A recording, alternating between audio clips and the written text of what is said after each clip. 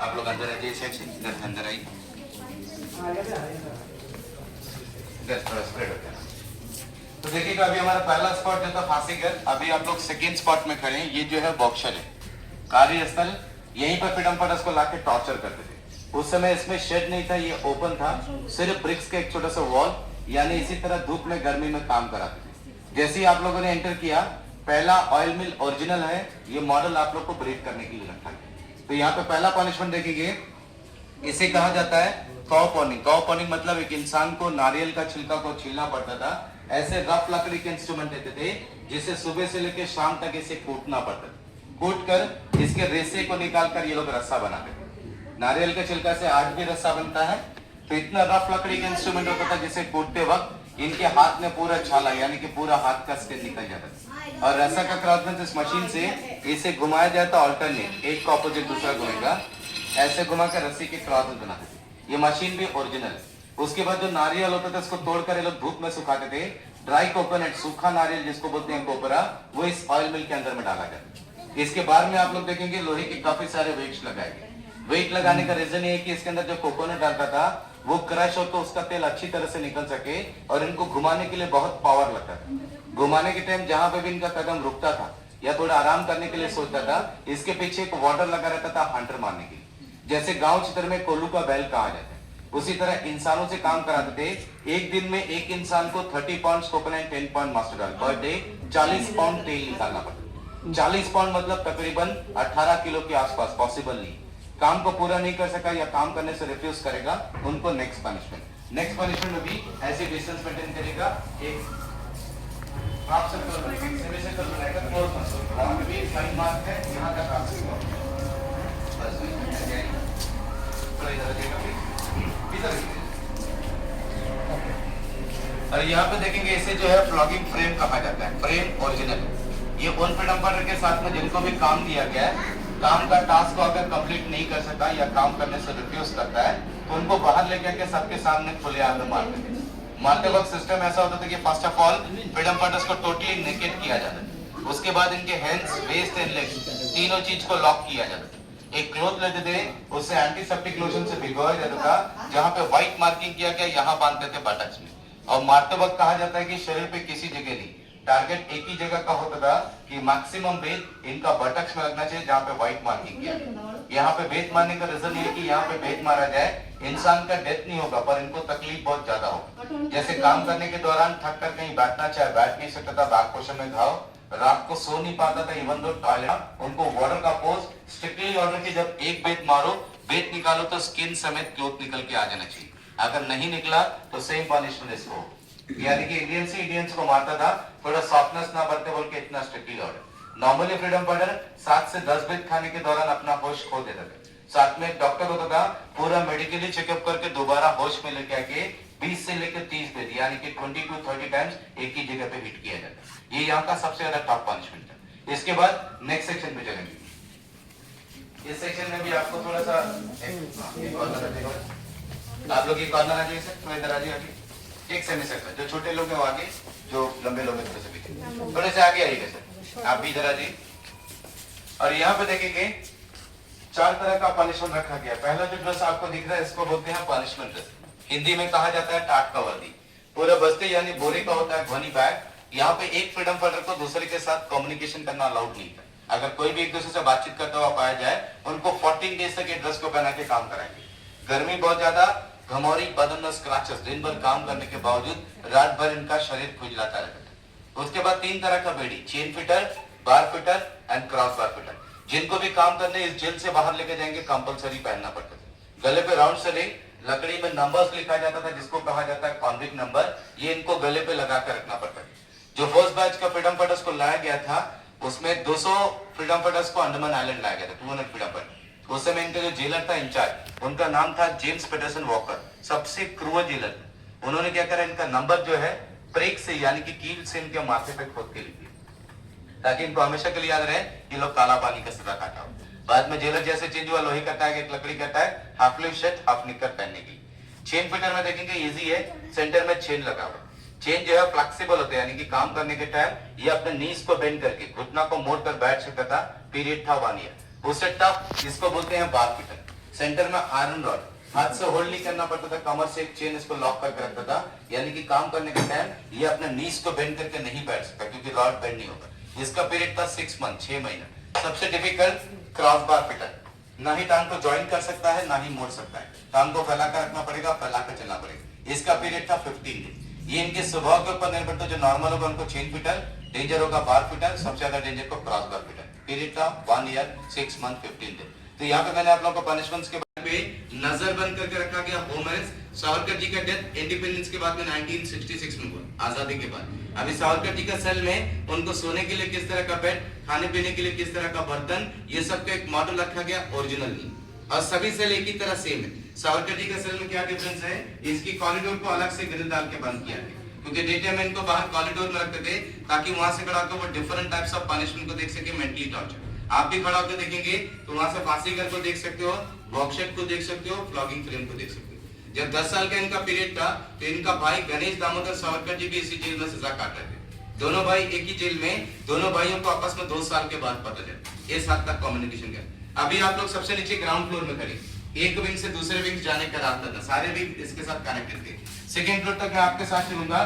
पहला मैं guard cell दिखाऊंगा, बगल के सेल को मैं लॉक करके दिखाऊंगा। लॉकिंग को आपको ध्यान से देखना है, समझना है। लास्ट कमरा सावरकर जी का देखना चाहे देख सकते हो। लौटेंगे तो सेंटर पार्ट जहां पे लिस्ट ऑफ फ्रीडम पॉइंट, सबसे ज्यादा लोग बंगाल के थे, उसके पंजाब, महाराष्ट्र, आसाम, इनका नाम लिखा गया है। नेम लिस्ट आप लोग देख सकते हो। यहाँ से ऊपर जाएंगे वॉच टावर, वुडन स्टेप से, लकड़ी की सीढ़ी है, चढ़ने के टाइम थोड़ा ध्यान दीजिएगा, कुछ सीढ़ी बड़ा है कुछ सीढ़ी छोटा है। पहले वॉच टावर पूरा ब्रिक्स का था, वुडन का दोबारा बनाया गया। और जब टॉप में जाएंगे तो डायमंड शेप में एक प्लाई से कवर किया गया बॉक्स बनाया गया, जो रात को शो में लाइट इफेक्ट के लिए, ऐसा कोई मशाल नहीं चलता था। विंग नंबर 6 के सामने आपको एक छोटा सा आइलैंड नजर आएगा, जिसका नाम नेताजी सुभाष चंद्र बोस जी के नाम से रखा गया। आइलैंड को फेस करके जब आप लोग खड़े होंगे तो लेफ्ट हैंड साइड ध्यान से देखिएगा, रेड एंड व्हाइट टावर आपको दिखेगा, लाइट हाउस, जगह का नाम नॉर्थ बे। उसका एग्जैक्ट लोकेशन आप देखेंगे तो इंडिया गवर्नमेंट का जो पुराना 20 रुपीज का नोट है, उसके बैक साइड में वहीं का फोटो को प्रिंट किया गया। तो पुराने टाइम का 20 रुपए का नोट उठाकर देखेंगे और लाइट हाउस आपको नजर आएगा।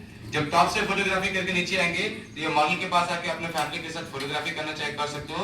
जो लंबा से मैंने आपको वर्कशॉट दिखाया था, सामने के पार्ट में मैंने आपको पनिशमेंट के बारे में ब्रीफ किया था। इसके बैक साइड में एक छोटा सा डोर है जिसमें पुराने टाइम के कुछ फोटोग्राफ्स लगाए गए। लौटते वक्त सेक्शन को देखना चाहे देख सकते हो। और आगे चलने के टाइम जो लोग लंबे हैं कृपया सर बचाएंगे, क्योंकि सभी जगह पे आपको डोर छूटा मिलेगा। तो प्लीज माइंड इट। अभी सेकंड फ्लोर चल रहा है, सावरकर जी का सेल।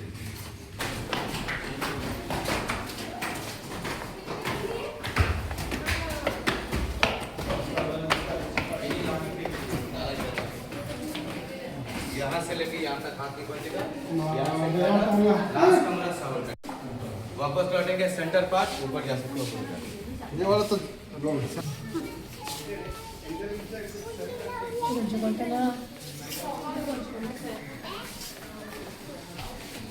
लेकिन अभी आप लोग देख सकते हो सिर्फ 3 विंग को, ये 1 नंबर, ये 7 नंबर, बैक साइड में 6 नंबर। ऊपर जाएंगे तो 4 विंग यहीं पे डैमेज हो गया, जहाँ पे गवर्नमेंट हॉस्पिटल बना देंगे। और जब सेल देखने जाएगा तो ध्यान में रखिएगा, हर एक विंग का जो रो शुरू होगा, पहला सेल आप लोगों को बड़ा नजर आएगा, डबल डोर है, गार्ड सेल बोलते हैं। एक गार्ड यहाँ पे आराम करते थे, एक गार्ड यहाँ खड़ा होकर ड्यूटी करते थे। इनका शिफ्टिंग ड्यूटी जो है with in a fraction of second हो सके बोल के पहला सेल गार्ड लोग को रेस्ट करने के लिए बनाया है। तो ये पूरा रो को देखने के लिए एक ही गार्ड खड़ा होता है। एक विंग में सिर्फ 3 गार्ड लगते थे, ground floor, first floor and second floor. तो मैंने आपको बताया उस समय टोटल 7 विंग, 3 into 7 कर दीजिए, 21 गार्ड स्टोर में। वॉच टावर में 2 गार्ड, यानी कि 700 लोगों को देखने के लिए 23 गार्ड का जरूरत है। 23 गार्ड सफिशिएंट, पूरा जेल को आराम से वॉच कर सकते। और जब सेल देखने जाएंगे, सेल के सामने खड़े होंगे तो पहले आप देखेंगे लेफ्ट हैंड साइड में उल्टे हाथ की तरफ में इसका लॉकिंग सिस्टम है। काफी स्ट्रॉन्ग लॉकिंग सिस्टम था, बहुत दूर से लॉक करते थे। कहा जाता है कि लॉक करने के बाद जो फ्रीडम फाइटर सेल के अंदर होगा, अगर इनको चाबी मिल जाएगा तो भी ताला खोल के नहीं जा सकता है। वहां से लेके यहाँ तक इनका हाथ रीच नहीं कर पाएगा। और राइट साइड में एक छोटा सा बॉक्स बनाया गया है, जहां पे नाइट टाइम पे जरूरत का कोई सामान या खाना देने के लिए। सेल के अंदर कोई लाइट का फैसिलिटीज नहीं था, एक सेल में एक जन को रखते थे। और आर्किटेक्ट का नाम मैंने आपको बताया मैकथोरियन। उसने कितना प्रॉपर प्लान तैयार किया, पूरा जेल ब्रिक से बनाया गया है, बीच में जॉइंट लकड़ी के। जब इतना बड़ा जेल वो ईंट से बना सकता है तो इसको भी तो ज्वाइन कर सकता था, नहीं किया गया। उसका रीजन क्या बोले से, उस समय अगर इसको ईंट से ज्वाइन करता, कंक्रीट करता, तो यहाँ पे बहुत ज्यादा अर्थक्वेक आता था, भूकंप। इनके साथ क्योंकि सेंट्रल टावर हिलेगा तो एक साथ सात का सातों विंग को लेके गिर जाएगा। लकड़ी का बना के शॉकर का काम करेगा, बैंडो का टूट जाएगा, बाद में चाहे तो प्लान को चेंज कर सकते हो। चढ़ने के टाइम जो सीढ़ी आप देखेंगे, साइड का जो वॉल आपको दिख रहा है, ये सब ओरिजिनल स्ट्रक्चर है। जेल बनकर 118 साल से ऊपर हो चुके हैं। अभी यहाँ पे चलेंगे जहाँ पे जेल का एक रेप्लिका मॉडल है, यहाँ पे आपको सावरकर जी के बारे में बताया जाएगा। ये मेरा लास्ट ब्रीफिंग होगा। सेकेंड फ्लोर तक मैं आपके साथ चलूंगा। पहला मैं गार्ड सेल दिखाऊंगा, बगल के एक सेल को मैं लॉक करके दिखाऊंगा। लॉकिंग को आपको ध्यान से देखना है, समझना है। जिनको सेल का फोटोग्राफी करना, आगे सभी सेल खुला हो। सभी लोग एक सेल में मत जाइए, सारा सेल खुला हो। तो अंदर जाने के टाइम गाइड चार्जेस मुझे पे करके अंदर चलिए।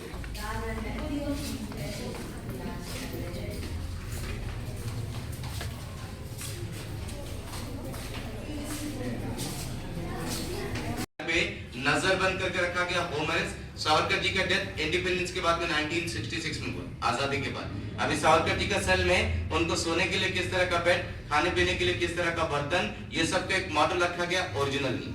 और सभी सेल एक ही तरह सेम है। सावरकर जी का सेल में क्या डिफरेंस है, इसकी कॉरिडोर को अलग से ग्रिल डाल के बंद किया गया, क्योंकि डे टाइम में इनको बाहर कॉरिडोर में रखते थे ताकि वहां से खड़ा होकर वो डिफरेंट टाइप्स ऑफ पनिशमेंट को देख सके, मेंटली टॉर्चर। आप भी खड़ा होकर देखेंगे तो वहां से फांसी घर को देख सकते हो, बॉक्सेट को देख सकते हो, फ्लॉगिंग फ्रेम को देख सकते हो। जब 10 साल का इनका पीरियड था तो इनका भाई गणेश दामोदर सावरकर जी भी इसी जेल में सजा काट रहे थे। दोनों भाई एक ही जेल में, दोनों भाइयों को आपस में 2 साल के बाद पता चला। इस हद तक कम्युनिकेशन का। अभी आप लोग सबसे नीचे ग्राउंड फ्लोर में खड़े, एक विंग से दूसरे विंग जाने का रास्ता था, सारे विंग इसके साथ कनेक्टेड थे। सेकेंड फ्लोर तक मैं आपके साथ चलूंगा। पहला मैं गार्ड सेल दिखाऊंगा, बगल के सेल को मैं लॉक करके दिखाऊंगा। लॉकिंग को आपको ध्यान से देखना है, समझना है। लास्ट कमरा सावरकर जी का देखना चाहे देख सकते हो। लौटेंगे तो सेंटर पार्ट जहां पे लिस्ट ऑफ फ्रीडम पॉइंट, सबसे ज्यादा लोग बंगाल के थे, उसके पंजाब, महाराष्ट्र, आसाम, इनका नाम लिखा गया है। नेम लिस्ट आप लोग देख सकते हो। यहाँ से ऊपर जाएंगे वॉच टावर, वुडन स्टेप से, लकड़ी की सीढ़ी है। चढ़ने के टाइम थोड़ा ध्यान दीजिएगा, कुछ सीढ़ी बड़ा है, कुछ सीढ़ी छोटा है। पहले वॉच टावर पूरा ब्रिक्स का था, वुडन का दोबारा बनाया गया। और जब टॉप में जाएंगे तो डायमंड शेप में एक प्लाई से कवर किया गया बॉक्स बनाया गया, जो रात को शो में लाइट इफेक्ट के लिए, ऐसा कोई मशाल नहीं जाता था। विंग नंबर 6 के सामने आपको एक छोटा सा आइलैंड नजर आएगा, जिसका नाम नेताजी सुभाष चंद्र बोस जी के नाम से रखा गया। आइलैंड को फेस करके जब आप लोग खड़े होंगे तो लेफ्ट हैंड साइड ध्यान से देखिएगा, रेड एंड व्हाइट टावर आपको दिखेगा, लाइट हाउस। जगह का नाम नॉर्थ बे। उसका एग्जैक्ट लोकेशन आप देखेंगे तो इंडिया गवर्नमेंट का जो पुराना 20 रुपीज का नोट है, उसके बैक साइड में वहीं का फोटो को प्रिंट किया गया। तो पुराने टाइम का 20 रुपए का नोट उठाकर देखेंगे, वो लाइट हाउस आपको नजर आएगा। जब टॉप से फोटोग्राफी करके नीचे आएंगे तो ये मॉडल के पास आके अपने फैमिली के साथ फोटोग्राफी करना चाहे कर सकते हो। जो लंबा से मैंने आपको वर्कशॉप दिखाया था, सामने के पार्ट में मैंने आपको पनिशमेंट के बारे में ब्रीफ किया था। इसके बैक साइड में एक छोटा सा डोर है जिसमें पुराने टाइम के कुछ फोटोग्राफ्स लगाए गए। लौटते वक्त सेक्शन को देखना चाहे देख सकते हो। और आगे चलने के टाइम जो लोग लंबे हैं कृपया सर बचाएंगे, क्योंकि सभी जगह पे आपको डोर छोटा मिलेगा। तो प्लीज माइंड इट। अभी सेकंड फ्लोर चल रहा है, सावरकर जी का cell.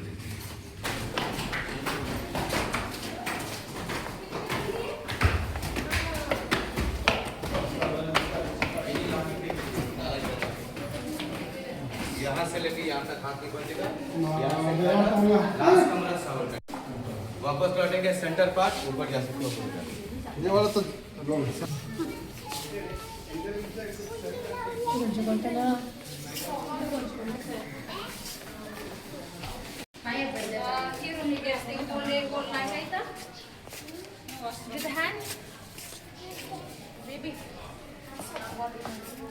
This is locking system. Wow.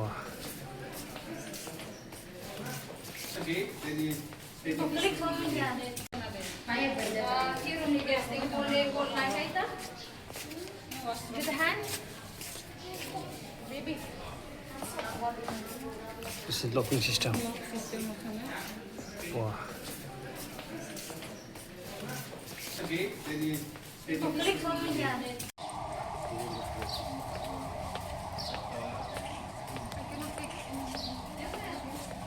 Sister. Sister.